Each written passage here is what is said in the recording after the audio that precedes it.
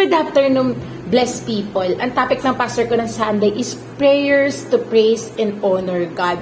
Kung ano ba ang tamang pagpipray at kung paano ba ang tamang pagpupuri at kung paano natin ma-honor ang Panginoong Jesucristo. Pero syempre, nag-uugat to sa if we need to accept Jesus Christ as your Lord and Savior para magbagong buhay tayo, para maging born again tayo. Kaya nga tinatawag na ang tatanggap sa Panginoong Jesucristo is born again kasi magkakaroon na tayo ng bagong buhay natin. Kasi dati, nasa kasalanan tayo, ngayon is lumalakad na tayo kasama ang Panginoong Jesucristo with the help of the Holy Spirit. Kaya dito sa Philippians 2:14, do everything without grumbling or arguing.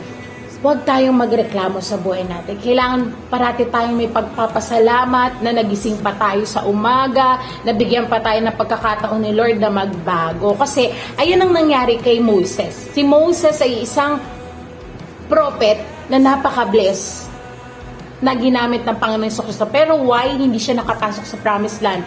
Because hindi siya sumunod. Dahil sinabi niya ng Lord na speak to the rock, pero ang ginawa niya is pinalo niya pa rin yung rock. So ito ang naging dahilan kung bakit hindi siya nakapasok sa Promised Land. So kaya iiwasan natin na magreklamo sa buhay natin na alam mo na we need to be grateful na humihinga pa tayo everyday. Kasi hindi lahat ng pagkakataon nabibigyan na mabuhay pa at mabigyan pa ng isang araw. So, kailangan lagi tayong puno ng pagpapasalamat sa Panginoon. And dito sa Colossians 3 verse 23, and whatever you do, do it heartedly as the Lord and not to men. Diba si David sinabi, yung tatay niya, nung sinabi ni Samuel na eto na ba lahat ng anak mo, hinahanap na kasi yung susunod na king.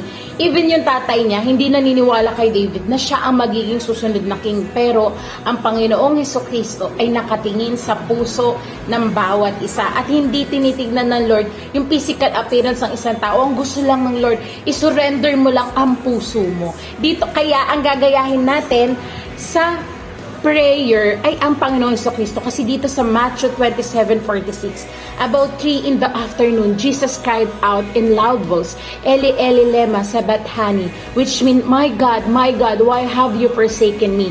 And then, dito sa Psalm 22 verse 1, mapapansin mo na parehas yung scripture na ginamit ng Panginoong Jesucristo.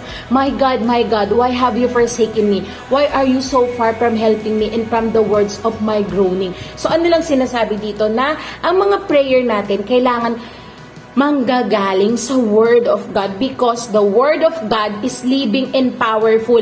Hindi manggagaling sa sarili ng nating knowledge. Kasi ako, kaya ko mag-pray ng kung ano-anong pray. Pero, sarili kong word yon, hindi yung word ng Lord. Pero kapag word ng Lord ang ginamit mo, very powerful ang panalangin mo. Ito pang isang example. Sa Luke 23 verse 46, Jesus called out with a loud voice, Father, into your hands I commit my spirit.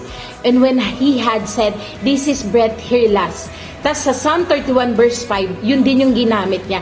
Jesus called out with a loud voice, Father, into your hands I commit my spirit. When he had said this, he breathed his last. So napaka-importante na nagbabasa tayo ng Bible kasi sinabi ng Lord na nalulungkot ako because my people is lack of knowledge. Ang knowledge is napaka-importante sa Christian because sa Colossians 2 verse 15 sinabi na si Satan is illegal na sa buhay ng mga Christian. So wala na siyang karapatan para matouch tayo, wala na siyang karapatan na pumasok siya sa puso natin. Pero kung patuloy tayong maniniwala sa mga promise ng Panginoong Jesucristo, dito sa 2 Corinthians 10 verse 4, for the weapon of our warfare are not carnal but mighty in God for pulling down stronghold.